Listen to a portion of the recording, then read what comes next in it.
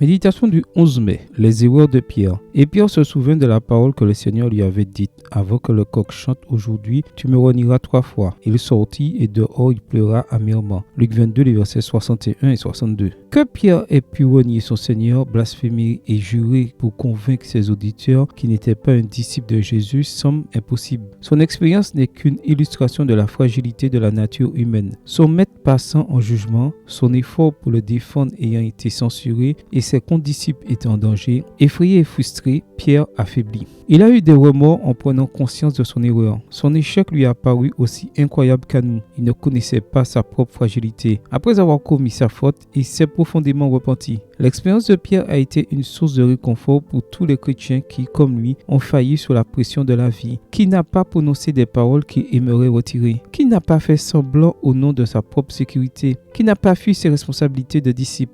Nous l'avons tous fait et, comme Pierre, quand nous sentons le regard du Maître sur notre conscience, nous sommes plongés dans la tristesse à cause de notre infidélité. Un grand prédicateur anglais a dit « La vie comme la guerre est une série d'erreurs et ce n'est pas le meilleur chrétien ou le meilleur général qui commet le moins de fautes. Le meilleur est celui qui remporte les plus belles victoires en réparant ses erreurs. » C'est exactement ce qu'a fait Pierre. Quelques semaines plus tard, au bord de la mer de Galilée, Jésus lui a donné l'occasion de réaffirmer sa promesse. Puis nous voyons Pierre prêcher à la Pentecôte en tant que chef intrépide de l'Église. Et dans sa vieillesse, nous l'entendons dire « Le Dieu de toute grâce qui en Christ vous a appelé à sa gloire éternelle, après que vous aurez souffert un peu de temps, vous formera lui-même, vous affermira, vous fortifiera, vous rendra inébranlable. 1 Pierre 5, verset 10. Peut-être as-tu, comme Pierre, rompu tes vœux de fidélité à Dieu. Tu as fait des compromis au milieu de l'épreuve et ton comportement a été très différent de ce que l'on attendait d'un chrétien. Aujourd'hui, tu as l'opportunité de corriger tes fautes et d'être restauré par Jésus. Amen. Bonne journée à toi et que le Seigneur te bénisse.